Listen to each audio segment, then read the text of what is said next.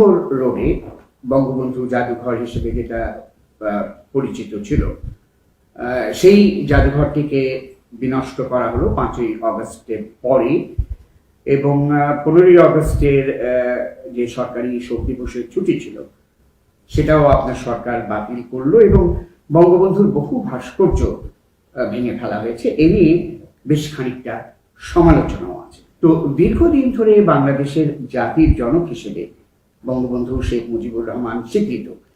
এ ব্যাপারে আপনার সরকারের দৃষ্টিভঙ্গি কি? আপনি পুরনো দিনের কথাবার্তা বলছেন, এর মধ্যে একটা গণ অভ্যুত্থান হয়ে গেছে, আপনার মধ্যে স্মরণে নেই। এর মধ্যে আপনি এমনভাবে কথা বলছেন যেন এইসব ঘটনা ঘটেই নেই।